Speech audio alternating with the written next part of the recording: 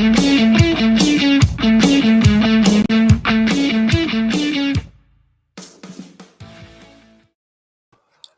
don't think anybody's incredibly shocked that the Los Angeles Lakers decided to take LeBron James's son, Bronny James Jr., and draft him.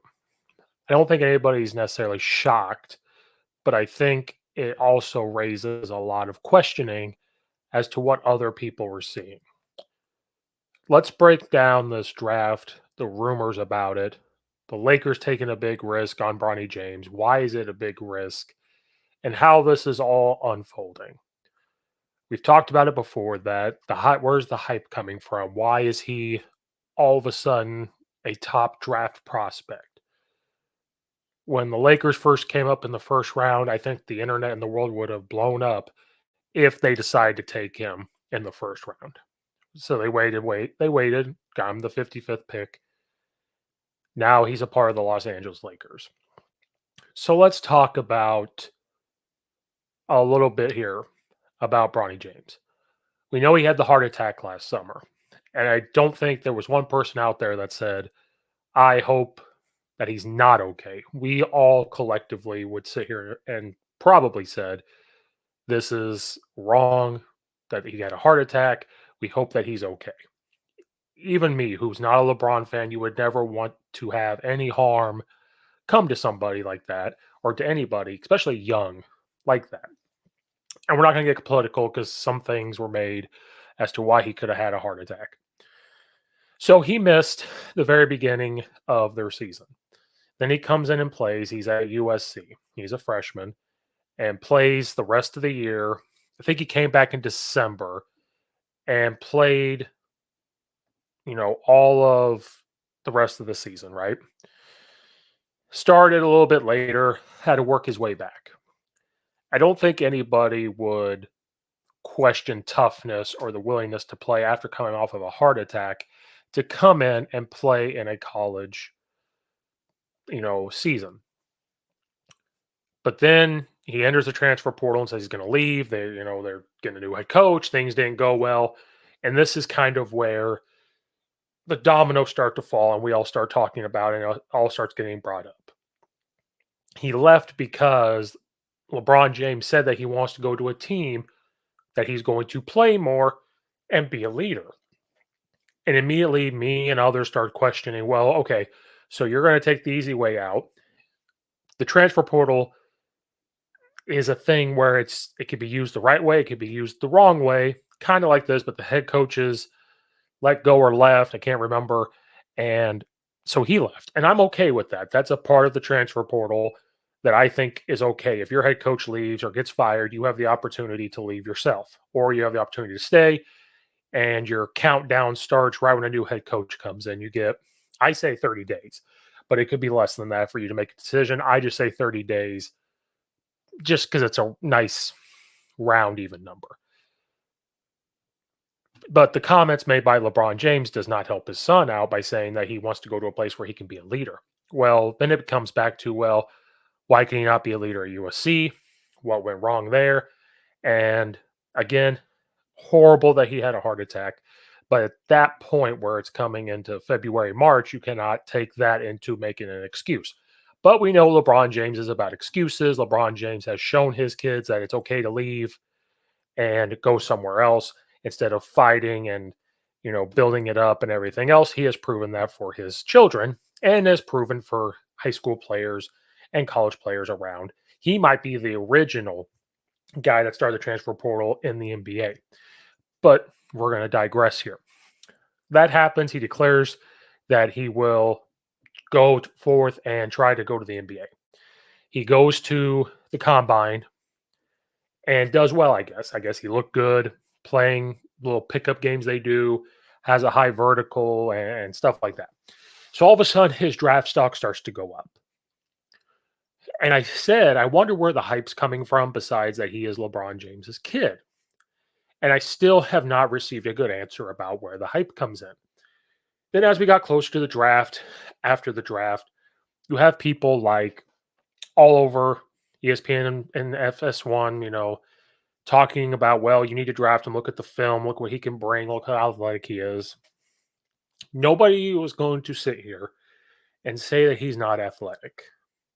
I don't think anybody would say that. And just because you go to the combine or whatever it is, and you can jump high, you look like you can shoot okay when nobody's guarding you. You go through one on one and stuff like that. Okay, but does that actually translate to the NBA and able to put you into that spot to be in the NBA? I say the same thing about the NFL stuff. Does this really matter when it comes down to playing football? Does this really matter when it's crunch time in the playoffs or a Super Bowl? Like, does that, yeah, it looks good. Yeah, you're showing a little bit of your athleticism that maybe you didn't quite show on film, but you showed other things on film to help bridge that gap between showing your athleticism and what you can do on a field. Nobody's questioning that Bronny James is an athletic kid, but I also think you have to have some sort of play to back it up. And it's a rule that they have to go to college, the NBA, or they go overseas and they can come to the NBA. That is a rule. They don't want kids coming out of high school going to the NBA. You can have your thoughts on that, but this is not what that's about. So he plays after having a heart attack. He comes back. We're all happy that he comes back. Plays in 25 games. He started 6 of them. Okay. I want you to think about that. Started, right? He averaged 4.8 points a game. 4.8 points. His 3-point percentage was 0.26. That's what his 3-point percentage was. His free throw percentage was 67. He got 2.6 defensive rebounds. He got 2 assists a game. He averages less than 1 steal a game. He averages 0.2 blocks a game. Okay. I'm not hearing a lot of great things. Here was the only good one. He shot 48% from 2, but he only took 2 a game. Okay. So I'm not seeing, you know, what does the Lakers and other, I'm going to put air quotes in here for the auto listeners, experts that said that he could come into the NBA and play. This seems to happen in a lot of the big time mainstream media. And I think that's why a lot of us are going to podcasters. A lot of us are going to different sports broadcasters that are younger and are able to explain things a little bit different. Now, I'm not saying these people are not smart. I'm not saying these people have not worked hard, but we as fans like to have your resources, your reasoning as to why, and we like some proof. Now, some of the things they're going to say are opinion based, so we're going to say that they're wrong, and that's the great part of being America, that we can have opinions and be wrong. I just don't see, like, RG3 comes out and tries to break down the film and say this is why you draft him, and it was so gut wrenching that I tweet at him saying that, oh, I didn't know you're an NBA expert. You know, he averaged less than 5 points a game. He responds back to me saying, how much did you average in the NBA? And I responded with, well, how many points did you average in the NBA? Like, we can go both ways. So RG3 has come out and said a lot of things, and that's why he's not they've taken him off a lot of sports broadcasting stuff. I am just not seeing why you waste a draft pick on Bronny James Jr. And if you're the Lakers, you just watched the Boston Celtics win a championship, so now they're above you in championships. That should be a burning thing for you. You're the top 2 sports organizations or the NBA organizations, and you think that'd be a burning desire to say, we've got to try to win a championship. And it hasn't really happened with LeBron James and Anthony Davis. Do we just blow it up? Look at the NBA draft. I know you don't really have a lot of picks. Who can we get that's going to make an immediate impact? So you wasted a draft pick on a person that averaged 4.8 points a game in 25 games in college. Because I want to say these to people again that don't know. 4.8 points a game, 0.2 blocks a game, 0.8 steals a game, 2.1 assists per game, 2.6 defensive rebounds, zero point 0.3 offensive rebounds.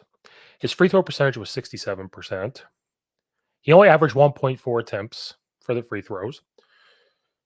His three-point percentage was 26%.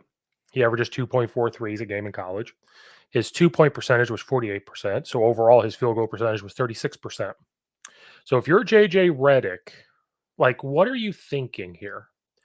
And they keep coming out with reports saying that LeBron James has no talk about a head coach. We all know that's not true. They all say, well, he's not going to tell them to draft Bronny James, even though he's said that he wants to play with his son, which again, I don't think anybody's going to say that that's not cool. Like, yes, I personally think that is cool, but I also think it needs to be deserving. Going back to other episodes I've done, a lot of things deserved are hardworking. Hardworking in the field brings in. We talked about that with JJ Redick. The hard work in that field will get you the results you need. So when he is not coached, he's done TV and stuff, he's done podcasting, somehow that can make you a good coach. And maybe he will, and I will come back and say I'm wrong 100%. But just from the outside looking in, that does not look like it needs to be hard work in that field, right? For example, hard work in podcasts. You look at Pat McAfee, did really a lot of hard work, succeeded. Look at Barstool, worked really hard, succeeded in what they were doing. Me, trying to do the same thing in that realm. But I also coach, so I think about it from a coach side. And then you have people coming out and saying that he's probably going to play in the G League. So, in my opinion, and I want to be educated on this because I have not given the NBA my full 100% attention since Kobe Bryant retired, because I saw the way it was going. Viewership had slowly started to go down right after. And just the way the game was called, certain things, the way the players acted and everything, I just was done with it, right? I'm going to pay attention to college where I think they play tougher defense. I'm going to pay attention to college because I feel like there's more pure coaching. And I'm going to pay attention to college football because it's to me way more exciting to watch than the NFL. And that's just my opinion, whole other subject. But one thing I do know is, would you waste a draft pick and then send him to the G League to get ready? But what if it takes all year? What if it never happens, right? Or you think he's ready, you bring him up to the NBA and he just gets embarrassed and he's not progressing. I said on my podcast that because of what he went through, because of maybe the situation he was in, who knows, that he needed another year or 2 years of college. If he can get that points per game up to like 15, 16, get some defenses up, his point, like that type of stuff, then you could start to make the argument that he's a first, second round draft pick because those are the numbers similar to the guys that were drafted. Could he play on a team and help lead them into the tournament and win a game or two in the tournament? Then you're starting to see some growth in his game. And it's not costing you anything. You drafting him, you're going to have to pay him now. And if it doesn't work out, you're wasting money. This is where my outside views are looking in. Please correct me if I'm wrong if this happens all the time. And I know it can happen a little bit. You draft a guy, you play him in the G League like in the summer. But I know things go on during the season. But you got people already saying that's what's going to happen. But then he could find his way to play some minutes. Is there something that I'm missing? Are they just hoping that since he's athletic, he can come in and keep up and maybe be like a defensive guy, which is fine, but you don't even average a steal a game. You only average 2 defensive rebounds a game. Like, if that's the type of I say this to our kids when you look at it from a high school perspective. What do you bring to the table, right? Are you a guy that's not real savvy on offense, but you're working on it, but you're going to come in and be an energizer bunny. You're going to guard. You're going to be able to get us rebounds, and that's your job, and you're okay with it as you progress and try to work on the parts of your game that are not good. Fine. We are totally on board with that. And maybe that's what they're hoping. Maybe they're hoping that being around his dad will help him grow. I just don't see it. As I drink from Ron Swanson's cup to give me some knowledge here. Coffee in there. Don't worry about it. It's nothing crazy. So I'm just not seeing it. And I would love for somebody to tell me. Because the people that leave comments, I think I finally am starting to make it a little bit in certain episodes because I'm getting hateful comments on YouTube and I find it hilarious. I need to stop reading them, but I find it hilarious. So then during the draft, here's something else that happened during the draft. It's reported that the general manager for the Los Angeles Lakers is calling people saying, do not draft him.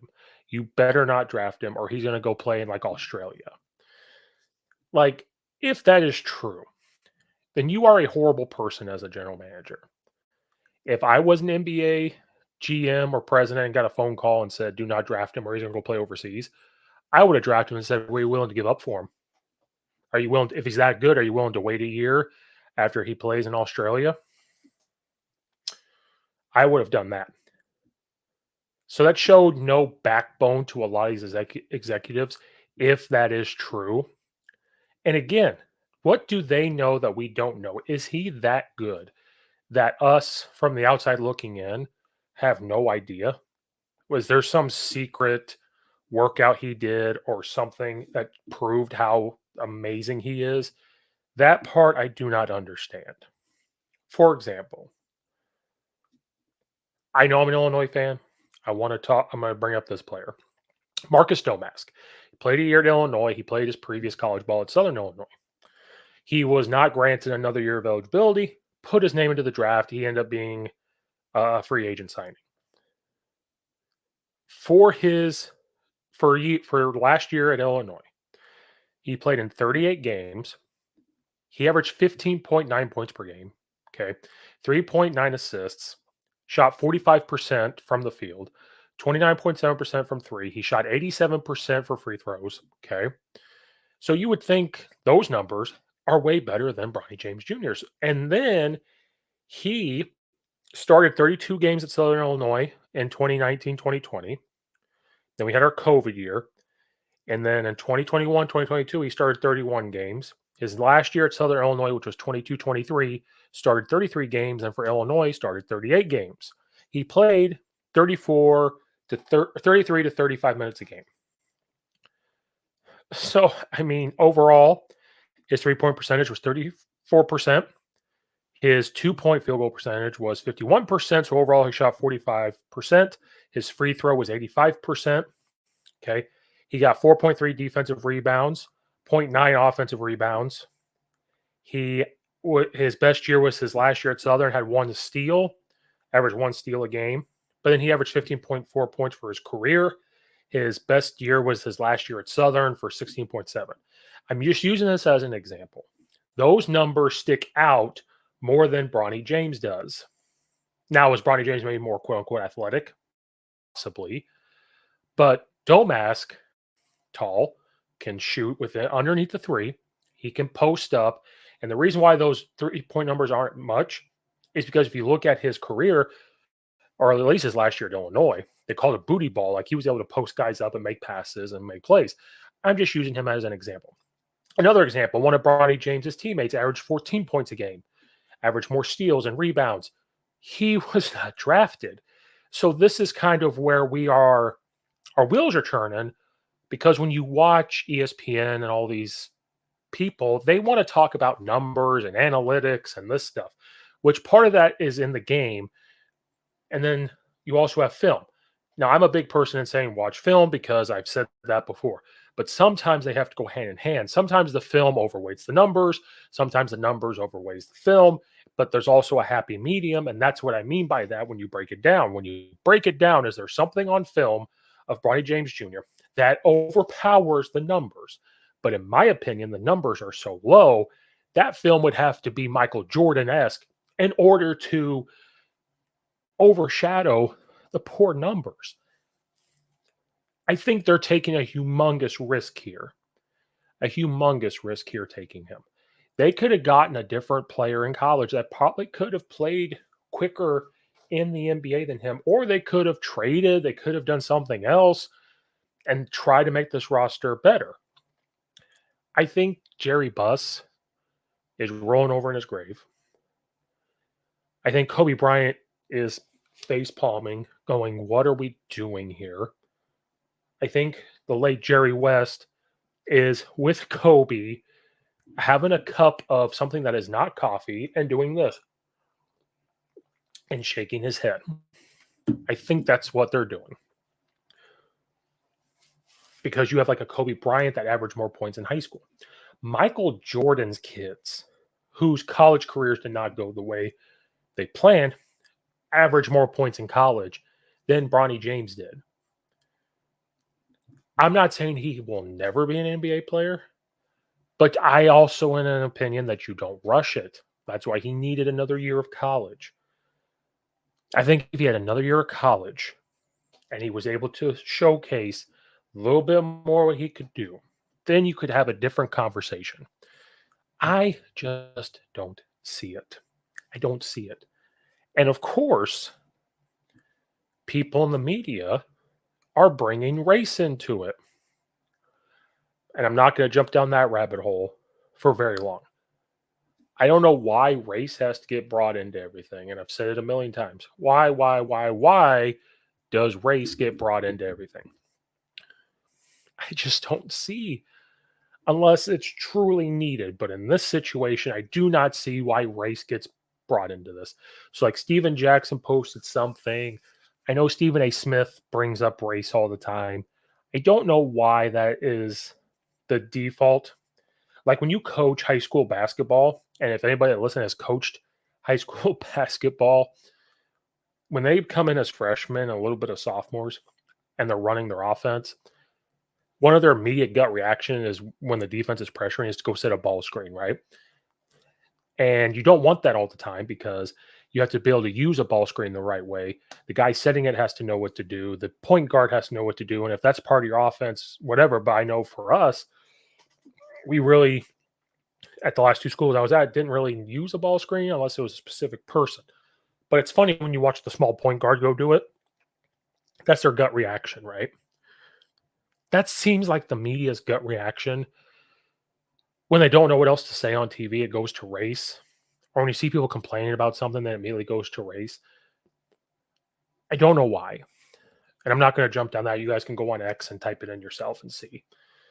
But I do think that the Los Angeles Lakers are now going on a downward spiral because you haven't been able to win a championship with LeBron James. I do not want to hear about the bubble. That needs to be wiped away.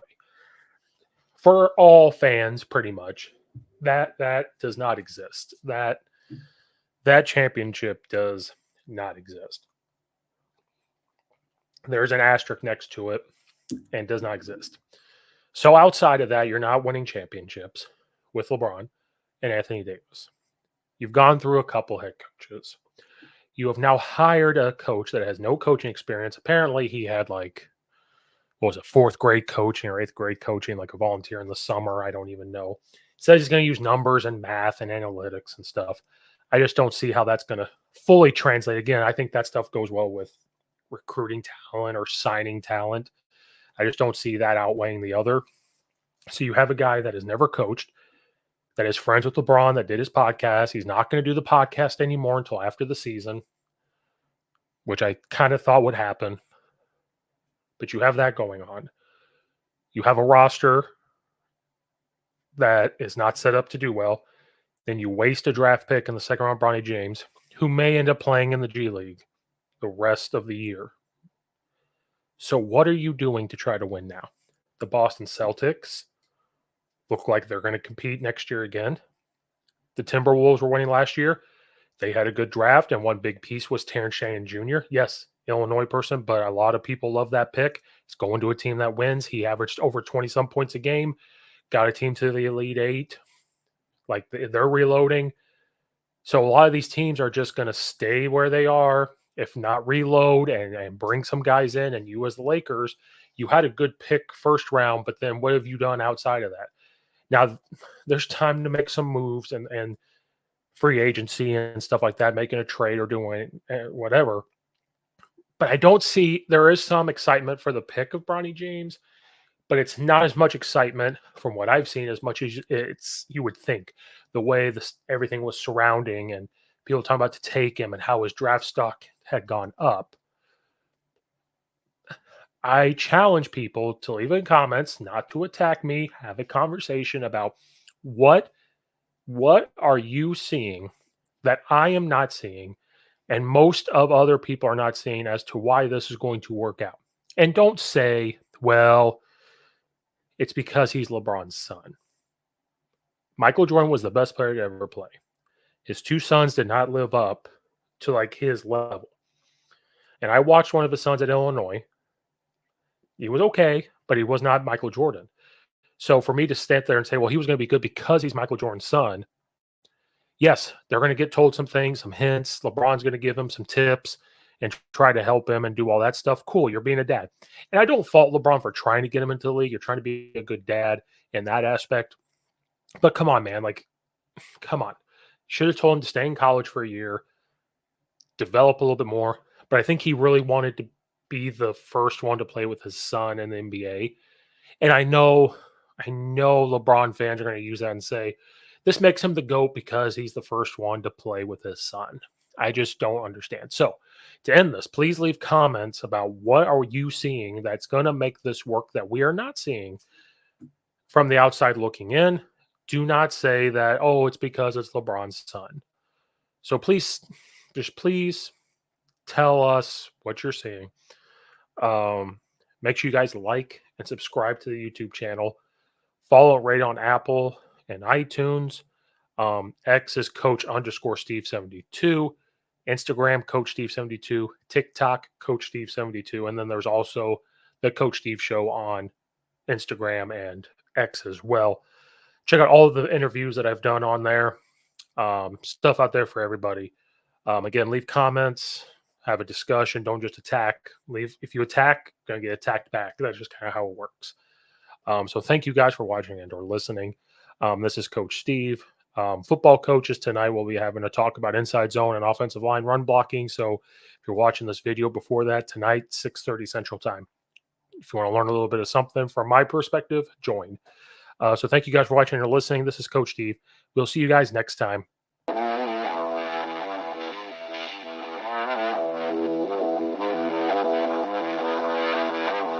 Thank you.